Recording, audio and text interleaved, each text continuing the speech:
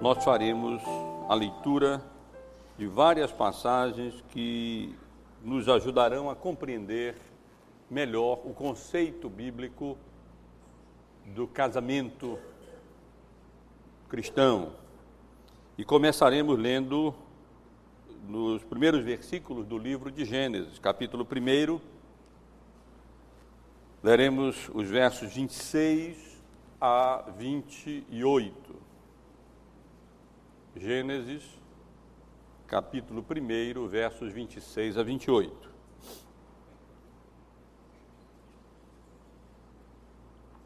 Também disse Deus: façamos o homem à nossa imagem, conforme a nossa semelhança. Tenha ele domínio sobre os peixes do mar, sobre as aves do céu, sobre os animais domésticos, sobre toda a terra e sobre todos os répteis que rastejam pela terra.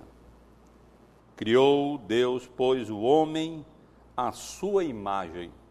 A imagem de Deus o criou, homem e mulher os criou.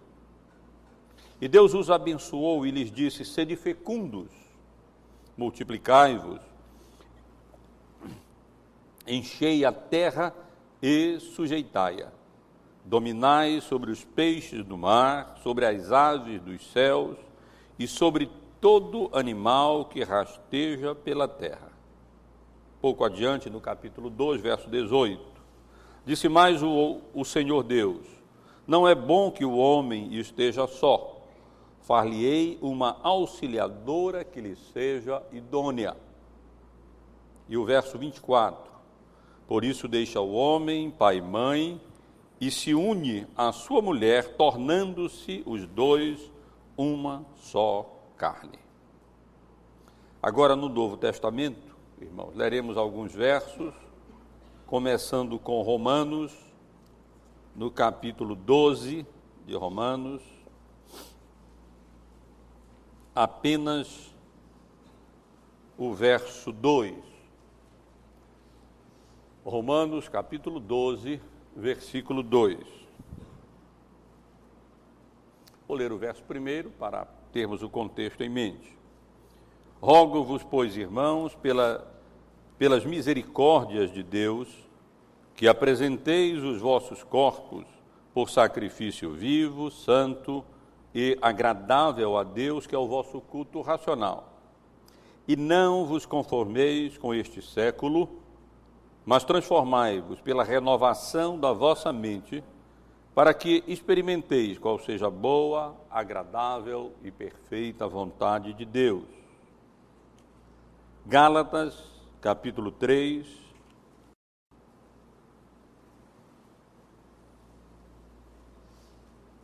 verso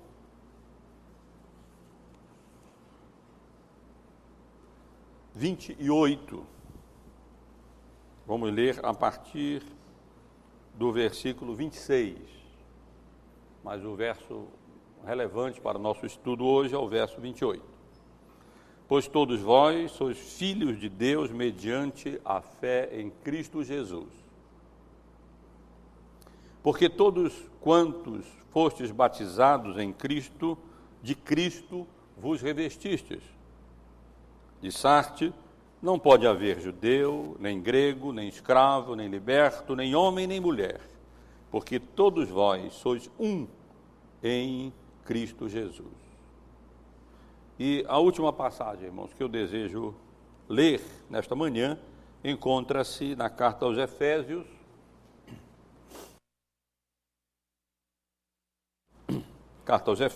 capítulo 5.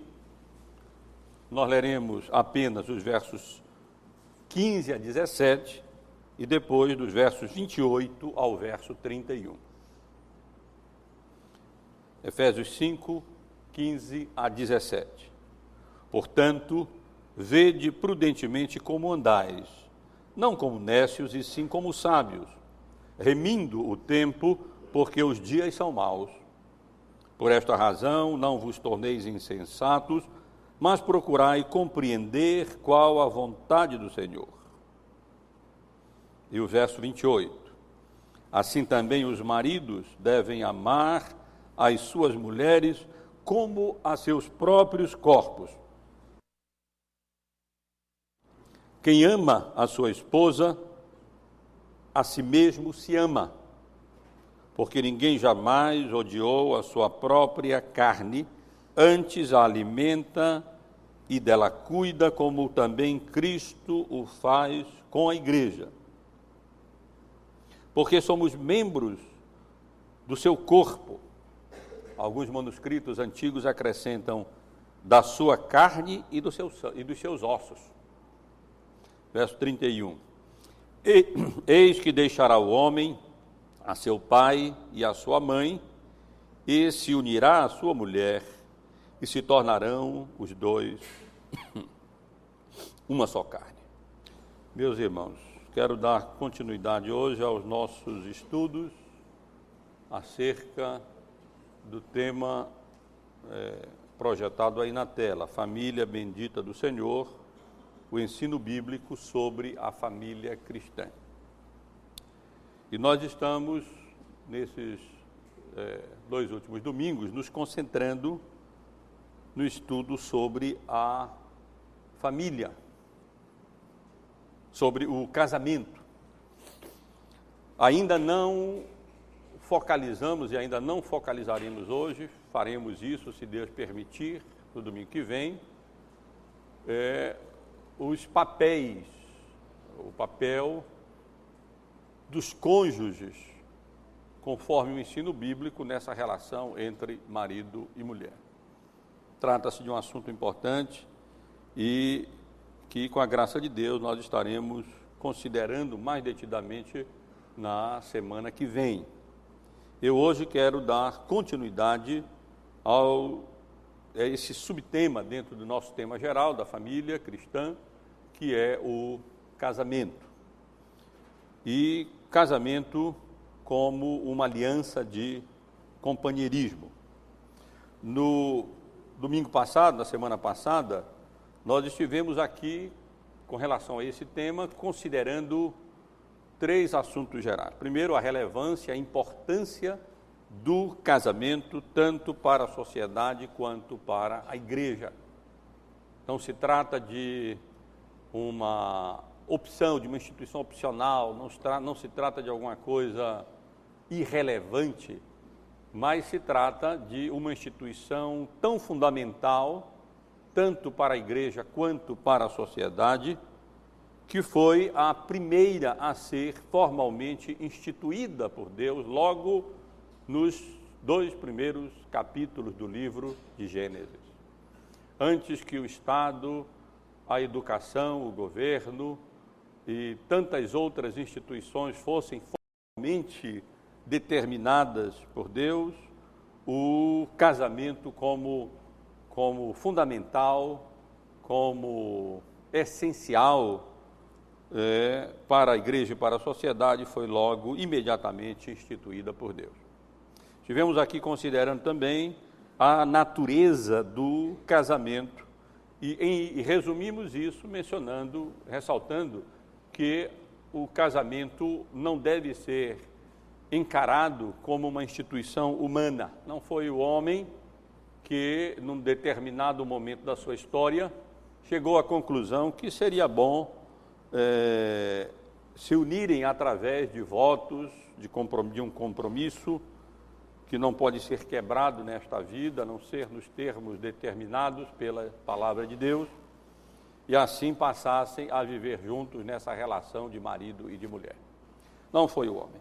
Na verdade, foi Deus, como vemos nos capítulos que lemos há pouco, quem determinou e, podemos dizer até, oficiou o primeiro casamento entre os nossos primeiros pais, quando criou e determinou ali que o homem deixasse pai e mãe e se unisse à sua mulher. Também ressaltei, com relação à natureza do casamento, que se trata de uma aliança.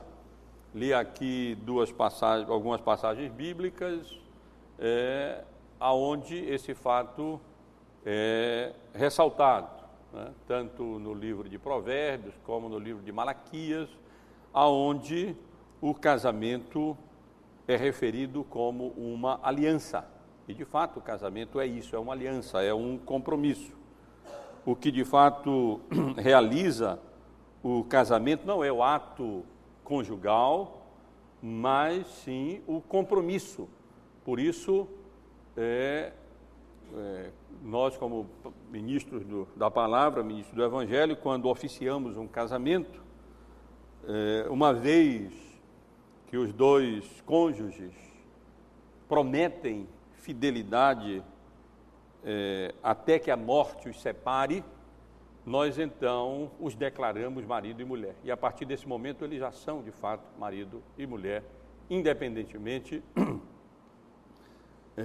de qualquer... Desculpa, irmão, de qualquer outra coisa. Então, ressaltamos esse fato. É assim que o casamento deve, na realidade, ser encarado. Trata-se de um compromisso, trata-se de uma aliança, trata-se de um pacto através do qual os cônjuges se comprometem na presença de Deus e na presença de testemunhas a amar um ao outro, cuidar um do outro, deixe dizer também, suportar um ao outro, as fraquezas uns dos outros, em qualquer situação, em qualquer condição, na saúde, na doença, na riqueza, na pobreza, em toda e qualquer circunstância e situação, nós estamos unidos ali por esses votos, por esse compromisso, por esse pacto, por essa aliança. E é assim que o casamento deve ser entendido. E, com relação à função, trata-se de uma aliança de companheirismo, um compromisso de companheirismo, de intimidade, de amizade mais íntima possível, né, entre marido e mulher. Lembrem que o contexto em que o casamento foi instituído, no versículos que lemos logo no início, especialmente o capítulo 2, o versículo 18, ressalta esse fato. O que levou Deus a criar não apenas o homem, um gênero, mas os dois gêneros, masculino e feminino, homem e mulher?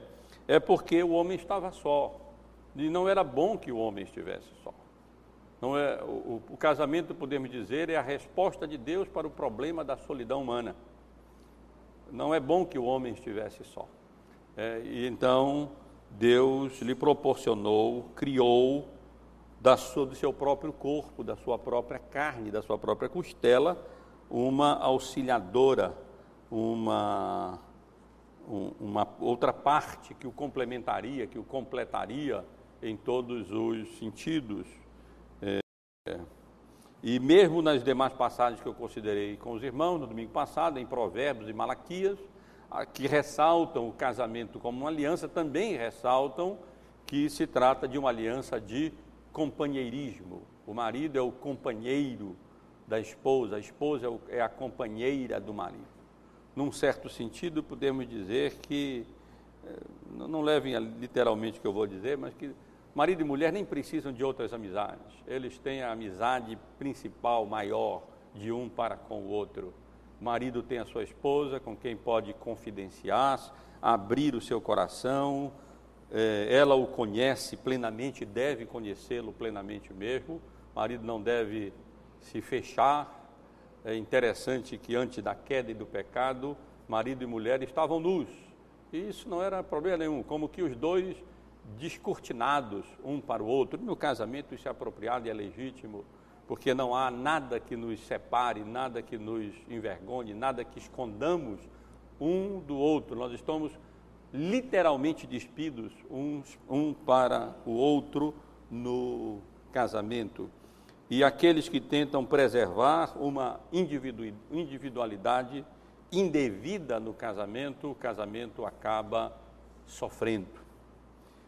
Mas hoje, meus irmãos, eu quero avançar ainda tratando desse tema do casamento e considerar com os irmãos, se Deus permitir, e eu não for prolixo demais, né, tratar desses outros temas que estão aqui relacionados. A questão da condição aqui entendam a condição dos cônjuges, homem e mulher, no sentido de equivalência.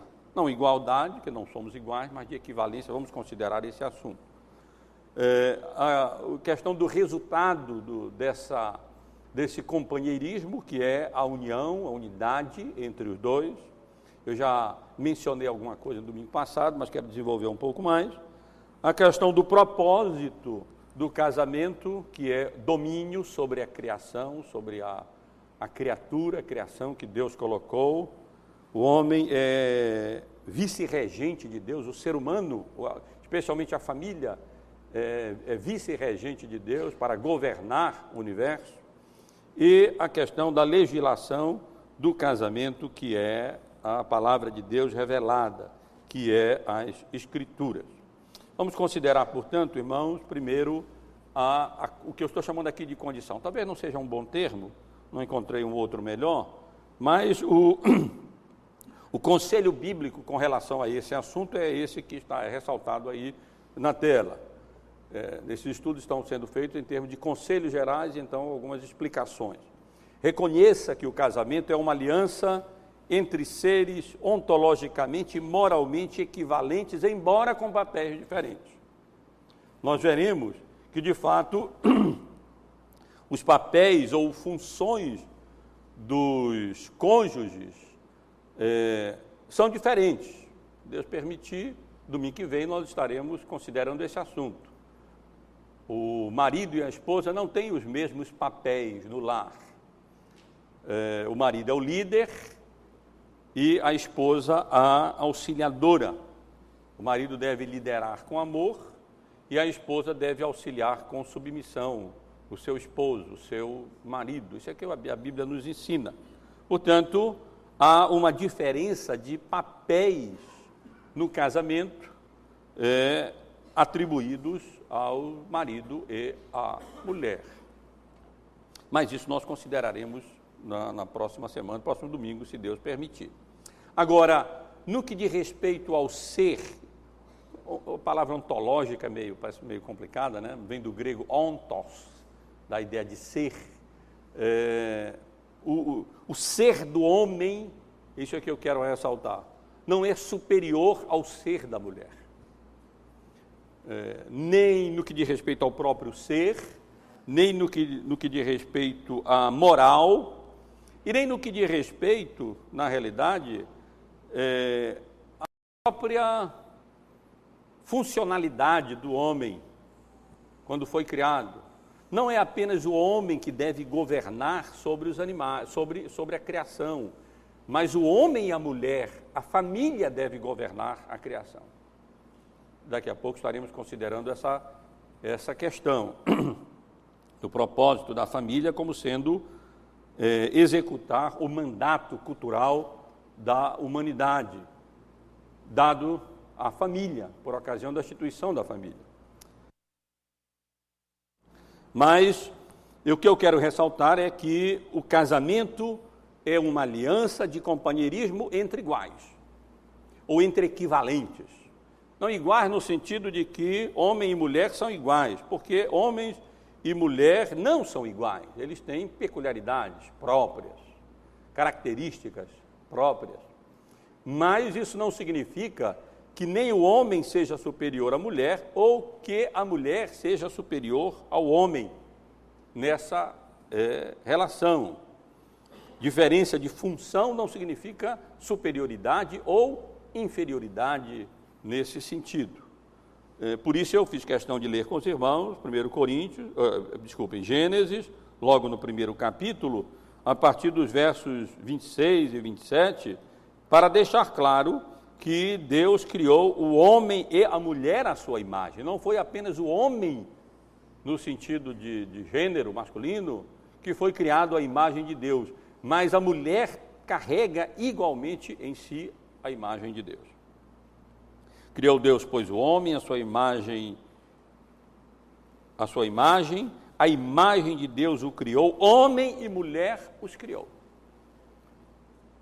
Portanto, qualquer ideia de que o homem seja, no seu ser, ontologicamente superior à mulher, ou, a partir recentemente do movimento feminista, de que a mulher seja superior ao homem,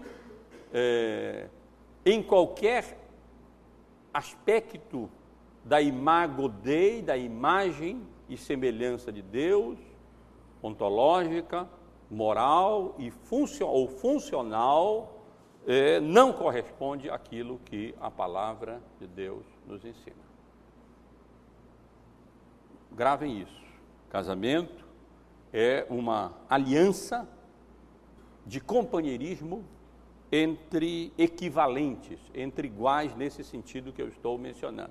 Não que sejam absolutamente iguais, homens e mulheres são diferentes, mas iguais ou equivalentes no que diz respeito ao valor, né? Diante de Deus, ambos são iguais. É interessante chamar a atenção também, e por isso li com os irmãos, no capítulo 2, o verso 18, para o fato de que, vendo que não era bom que o homem estivesse só, Deus lhe fez uma auxiliadora idônea.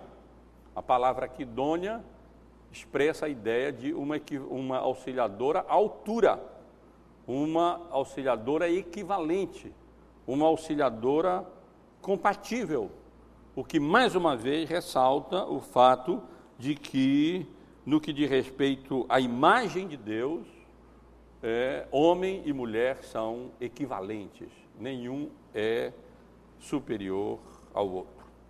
Quando chegamos no Novo Testamento, lemos em Gálatas, no capítulo 3, no versículo 28, que no que diz respeito ao ser, não há diferença entre rico e pobre, entre homem e mulher, entre escravo e livre, entre patrão e empregado, entre negro e branco, ou amarelo, não há diferença.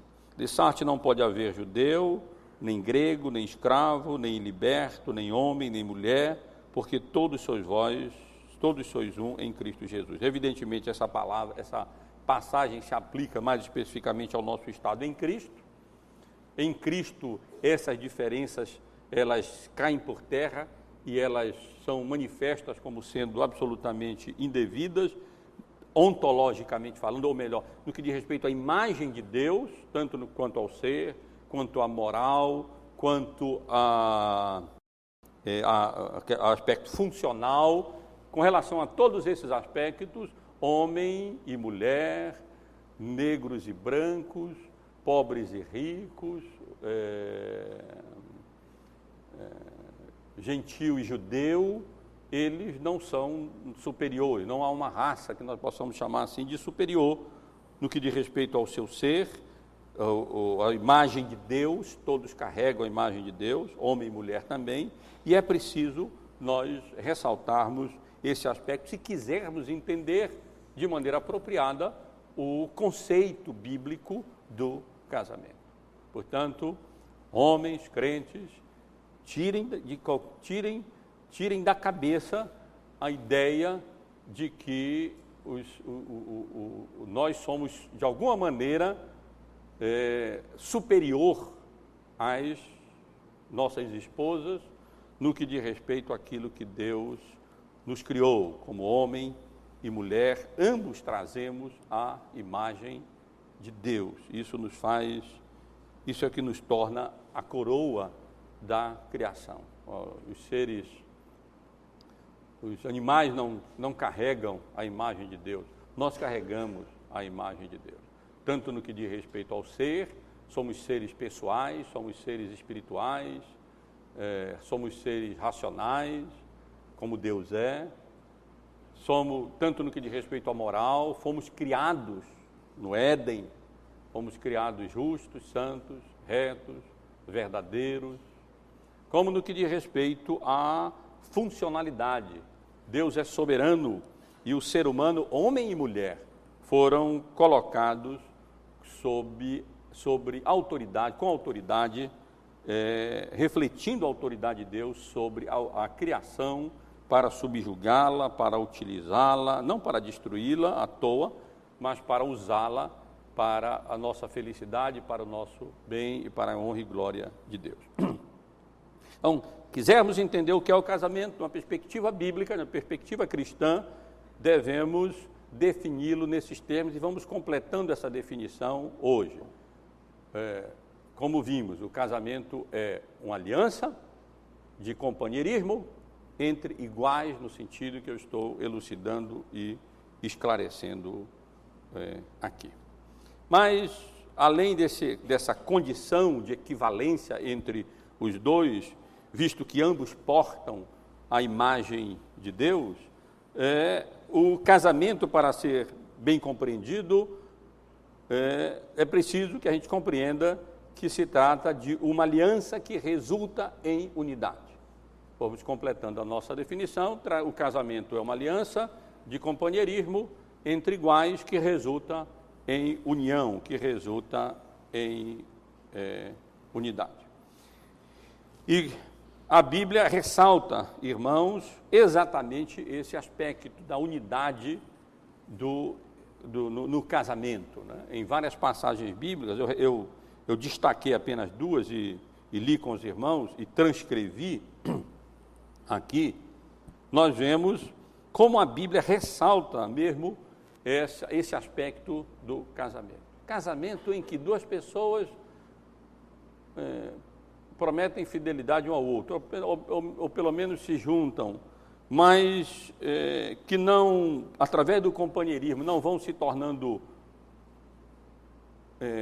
uma pessoa, não vão se assemelhando no que diz respeito ao caráter, ao pensamento, à vontade, aos sentimentos e a tudo mais na vida, está muito aquém do conceito bíblico de casamento.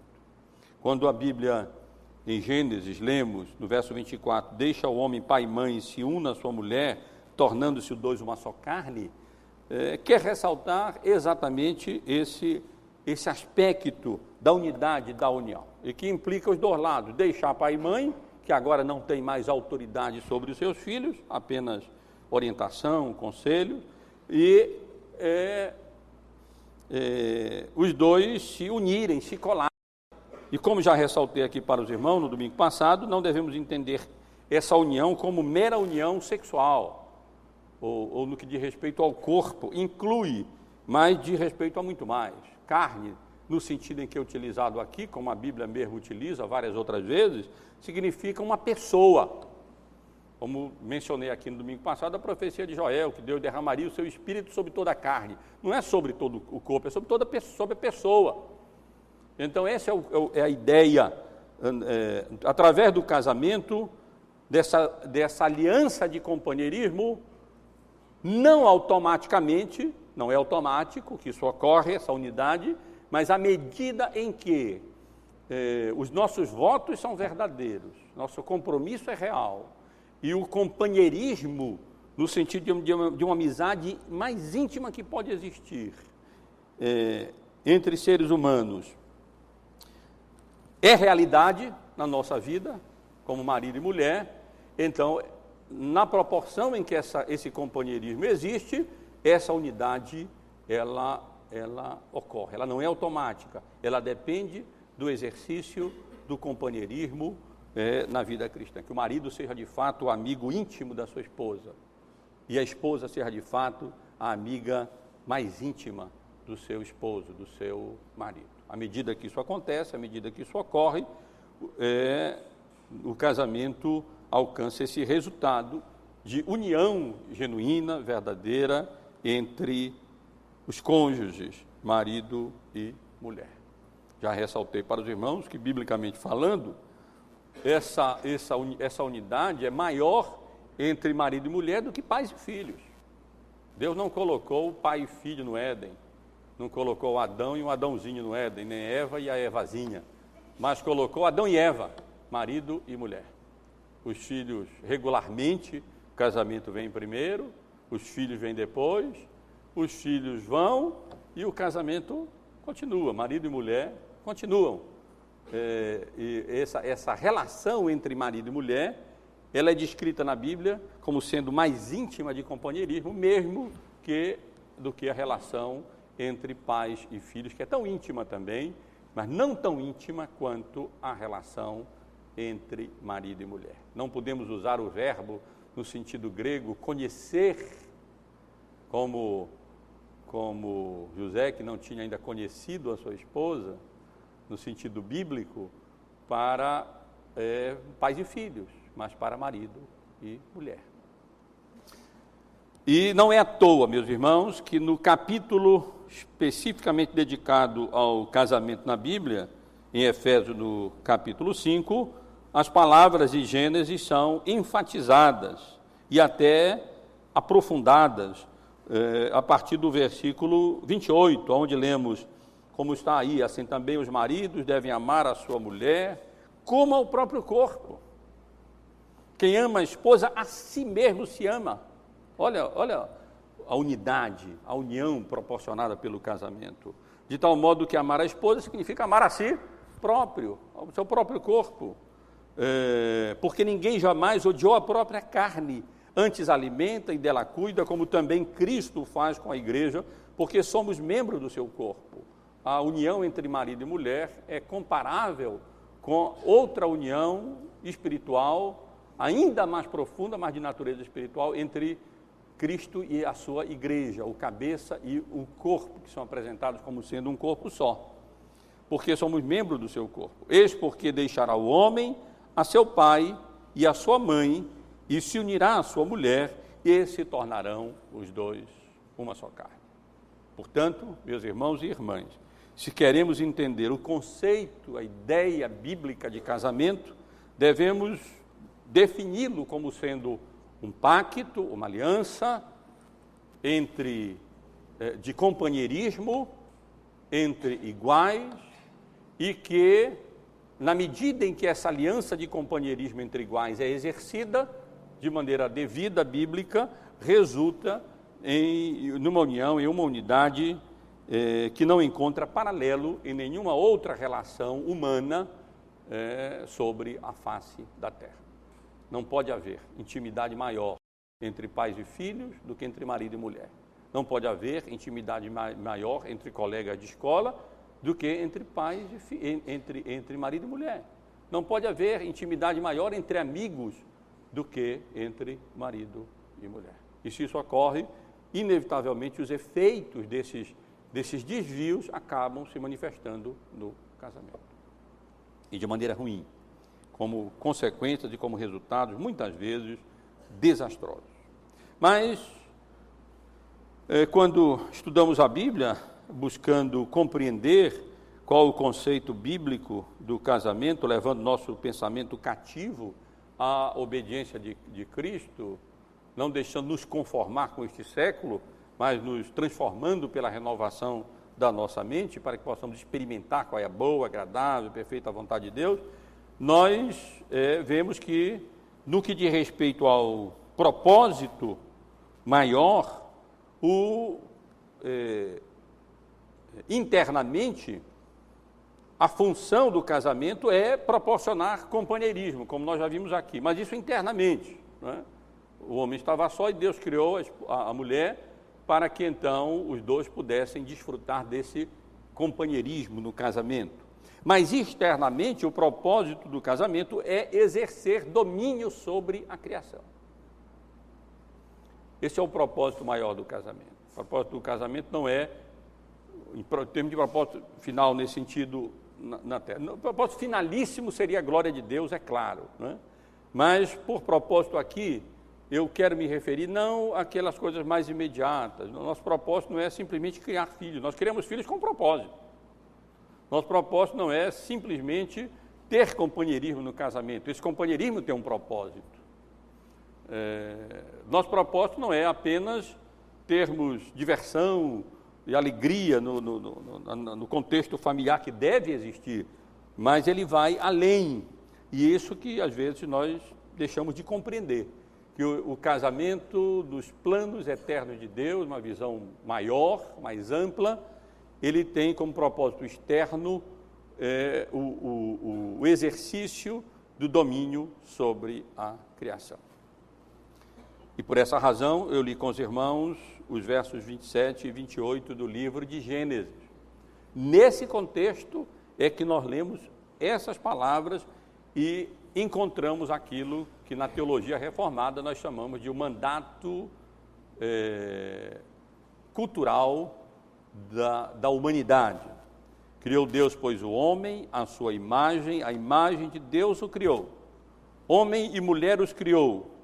E Deus os abençoou e lhes disse: sede fecundos, multiplicai-vos, enchei a terra, grifei aí, sujeitai-a, dominai sobre os peixes do mar, sobre as aves dos céus e sobre todo animal que rasteja pela terra.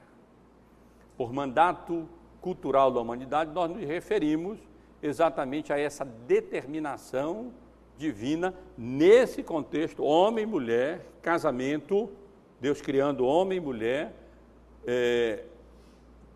trazendo a imagem de Deus, que, como já resumi para os irmãos, inclui também o aspecto funcional. A imagem de Deus não se limita à semelhança que existe entre o ser do homem e o ser de Deus. Claro, devidamente limitadas. E no que diz respeito à moral, como foi criado, embora profundamente afetada pela queda, mas também inclui um aspecto funcional. Deus é o soberano sobre os céus e a terra. Ele é o governador do universo. Mas ele determinou colocar o homem como seu vice-regente, como aquele que, em seu nome, debaixo da sua autoridade, mas também observando a sua lei, a sua vontade revelada na sua palavra, o mundo foi dado ao homem, para que ele reine sobre a terra. E ele, então, a utilize de maneira devida, de maneira adequada. Portanto, a imagem de Deus, a imago Dei, inclui esse aspecto funcional, isto é, domínio sobre a criação. Isso não significa, obviamente, destruir ou abusar da criação. Em parte, o surgimento dos ecologistas que extrapolam a vontade de Deus nesse sentido e acabam deificando a criação e a criatura, ocorre por falha nossa. Por nós mesmos é que deveríamos ser os maiores ecologistas no bom sentido, sem endeusar, mas também sem abusar da criação, mas cultivando-a, usando-a, desenvolvendo-a, extraindo toda a beleza e potencial do mundo criado. O Dr. Van Groningen, no seu livro A Família da Aliança, que eu tenho aqui comigo, ele tem 2 capítulos onde ele desenvolve esse assunto, ele desenvolve esse tema. Nós já lemos esse livro nas nossas reuniões de sábado, parte da igreja acompanhou a leitura e pôde tirar proveito desse bom livro. Nesses capítulos, ele ressalta exatamente esse propósito do casamento como sendo a realização do mandato cultural da humanidade, portanto, o exercício próprio, legítimo, devido do domínio como reflexo da soberania de Deus concedida à família, ao casal e à família, para que então nós possamos dominar a criação, dominar sobre a criatura. Ele faz várias referências muito interessantes, os irmãos poderiam, se quiser, rever, na página 54, num dos capítulos, e no outro capítulo, no capítulo 15, lá a partir da página 175. Se eu tivesse tempo, eu leria uma porção maior, mas vou ler apenas uma pequena porção para lembrar os irmãos daquilo que o Dr. Van Groningen ele desenvolve com relação a esse tema. Ele diz assim, apenas selecionando algumas frases mais significativas relacionadas ao tema. Todas as forças, todas as leis, todas as influências da natureza são parte do reino cósmico de Deus. A questão é, se considerarmos seriamente o relato da criação, o que foi que Deus criou por último quando fez existir o reino cósmico? Foi o homem e a mulher. E quando os criou, o que ele mandou que eles fizessem? Ele os mandou dominar sobre todas as coisas do seu reino. Eles deveriam ser os vice-regentes de Deus. Um vice-regente é alguém que reina sob Deus. Tudo foi colocado sobre o domínio humano. E os humanos que têm esse domínio foram criados homem e mulher, formando juntos a unidade básica de Deus na terra. Foi a família que foi chamada também para frutificar e para encher a terra.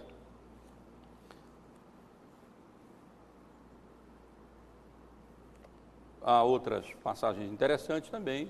Se os irmãos quiserem relembrar, poderiam verificar o livro do Dr. Frank Honigen, aonde ele desenvolve esse assunto. No capítulo 5, quiserem anotar, o contexto do reino da família da aliança, e no capítulo 15, os filhos da família da aliança ensinando o mandato cultural aos filhos. Portanto, eu queria sugerir que os irmãos lessem esses 2 capítulos e observassem como é que o Dr. Frank Honigen trata desse assunto. De modo geral, o ponto é, Deus, naquele contexto em que ele criou homem e mulher, ele ordenou que o homem e mulher, isto é, o casal, a família, dominasse sobre a criação, dominasse sobre a criatura, a sujeitasse, a utilizasse, a cultivasse, a desenvolvesse, extraísse toda a beleza e todo o potencial do mundo criado. E, portanto, compete a nós como família, nesse contexto de companheirismo e de aliança, desenvolver nisso, crescer nisso, preparar nossos filhos para isso. Por isso nós criamos os nossos filhos que nos são confiados, para que eles então sejam treinados e sejam preparados, e a família é onde ele aprende esses conceitos básicos, esses conceitos fundamentais e iniciais, que vão dar a ele uma mentalidade de fato bíblica, acerca de governo, acerca de trabalho, acerca de vocações, acerca de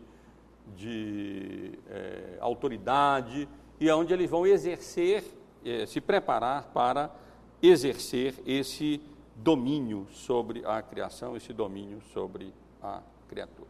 Então, este é o propósito do casamento, dominar sobre a criação. Homem, marido e mulher, exercendo as suas vocações, as suas atividades, o seu trabalho, proporcionando na família essa célula fundamental, essencial, básica, que servirá de esteio tanto para a igreja como para a sociedade, e nos compete cada vez mais crescer no que diz respeito a isso e desenvolver a criação que Deus nos deu em todo o seu potencial para a nossa alegria, para o nosso bem e para a honra e para a glória do nosso Criador. Agora, com relação à legislação, meus irmãos, e isso é tão importante, é tão fundamental, como em tudo mais, no que diz respeito a esse assunto, o casamento, Deus nos dê a graça de permitir que o casamento regule, norteie, oriente, normatize, determine na realidade, não só nossa ideia, nossa concepção, nosso conceito de casamento, mas na prática também a maneira como nós nos comportamos e nos conduzimos quanto a nessa relação essencial, fundamental de marido e de mulher. Não se deixe conformar com este século no que diz respeito a esse assunto. Não, quem vai nos ensinar sobre o casamento não são os psicólogos do mundo, não é a Rede Globo de televisão, não é a revista Veja, não são os livros de autoajuda, não são os conselhos daqueles que na verdade não conhecem a Cristo. Quem vai nos ensinar o que é o casamento e vai nos orientar a vivê-lo e vai normatizá-lo é a palavra de Deus, é Deus mesmo, na legislação, no manual do casamento que Ele não nos deu. Quando uma indústria produz o equipamento, ela produz o manual que vai ensinar a mexer no equipamento.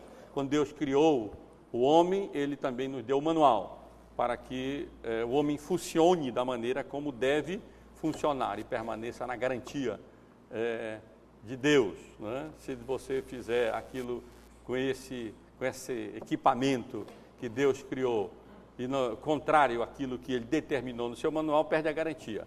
Então você fica por conta própria, né? E aí os resultados costumam ser funestos e terríveis, e nós temos presenciado isso na sociedade, de maneira muito especial no nosso país também, a crise, o fracasso, o desastre que tem ocorrido no casamento e as consequências para os cônjuges, para os filhos, para a igreja e para a sociedade. Não vamos permitir que o mundo faça forma e nós nos deixemos moldar por essa forma do mundo. Não nos conformemos, não tomemos a forma deste século, mas nos transformemos pela graça de Deus, pela palavra de Deus, para experimentarmos na prática qual é a boa, agradável e perfeita vontade de Deus. Nessa mesma linha, a passagem que lemos em Efésios, versos 15 a 17, nos admoesta nesse contexto de casamento, nos adverte nesse contexto de casamento, para vermos prudentemente ou acuradamente, atenciosamente como andamos, como nos conduzimos, para não ocorrer que estejamos nos conduzindo como nécios, mas como sábios, remindo o tempo, aproveitando o tempo, porque os dias são maus. Por esta razão, não vos torneis insensatos, mas procurai compreender qual a vontade do Senhor. Deus revelou a sua vontade. Ficar tentando adivinhar qual é a vontade de Deus, ela está revelada. O que nos compete é estudá-la, é compreendê-la, e é com a graça e a misericórdia de Deus nos submeter àquilo que ela revela, nos ensina para dirigir, nortear e orientar essa relação de marido e mulher, como um casamento cristão. Assim sendo, irmãos, porque a nossa legislação é a palavra revelada de Deus, como temos visto, o casamento não é irrelevante como o mundo diz. O casamento é fundamental, como a palavra de Deus nos ensina. O casamento não é um mal necessário, como o mundo pensa, mas é uma manifestação da graça, da bondade, da misericórdia de Deus, porque quem acha uma esposa achou bem e alcançou a benevolência do Senhor.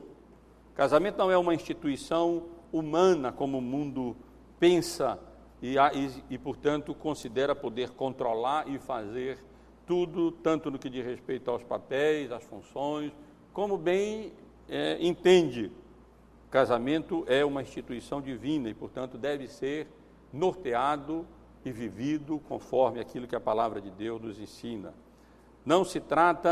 Casamento não se trata de um relacionamento sexual temporário, como alguns pensam, se unem, vivem juntos, ficam e então depois separam, se unem com outras pessoas e assim por diante. Não, o casamento também não é um mero sentimentalismo romântico. Essa é a ideia que muitas vezes prevalece na sociedade ocidental contemporânea, mas é uma aliança de companheirismo para a vida toda. Mais forte do que romantismo no casamento, no conceito bíblico, é a aliança, a determinação, o pacto, a fidelidade e o companheirismo dentro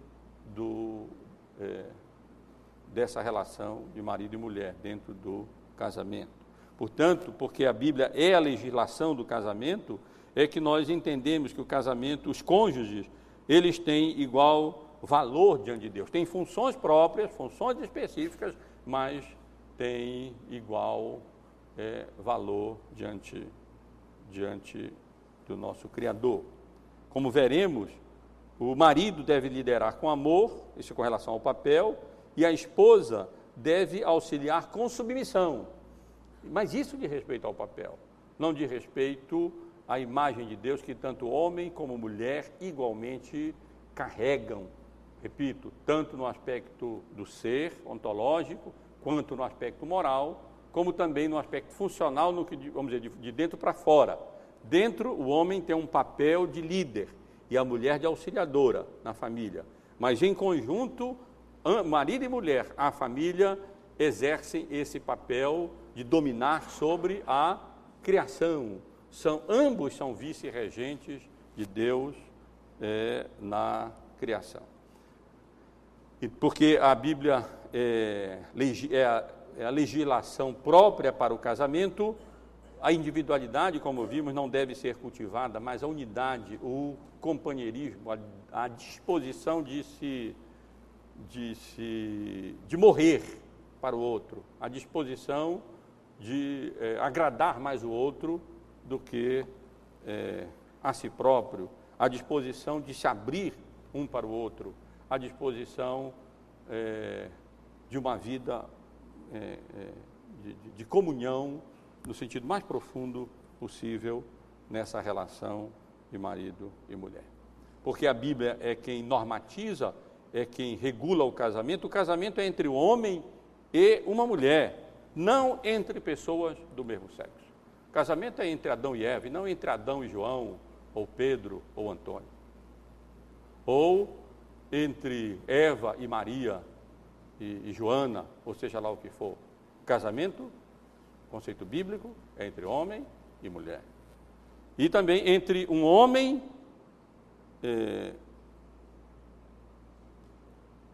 ou também não é entre um homem e mais de uma mulher, ou entre uma mulher mais de um homem. Casamento não tem socorro, não tem estepe, né? É um só, marido e mulher. Deus não criou Adão, Eva e Joana. Deus não criou Eva, Antônio e Pedro. Não, Deus criou Adão e Eva, um homem e uma mulher. Homem e mulher. Um homem, uma mulher. Filhos não são transtornos, não são pesos no casamento. Herança do Senhor são os filhos, fruto do vosso ventre, o galardão. Filhos não são um estorvo, eles são presente de Deus, herança de Deus que Deus coloca para nós cuidarmos deles e prepararmos os filhos para que eles possam exercer da maneira mais adequada e frutífera possível o mandato cultural da humanidade. Pais devem criar seus filhos na disciplina e na admoestação do Senhor, preparando-os, portanto, para exercer aquilo que estamos chamando de um mandato cultural da humanidade. Precisamos ter a mente de Cristo, não a mente do mundo. É isso que estamos resumindo aqui. Essas são as ideias. Quando nós colocamos a palavra de Deus como norma, como regra, como manual do casamento, então são essas conclusões que nós chegamos. Quando nós não colocamos isso, mas colocamos o pensamento do mundo, as filosofias do mundo, as sociologias do mundo, as psicologias do mundo, então nós chegamos ao oposto disso que nós estamos ressaltando aqui. Mas quando a Bíblia é a legislação do casamento, é a norma, é a regra, é o manual, então nós chegamos a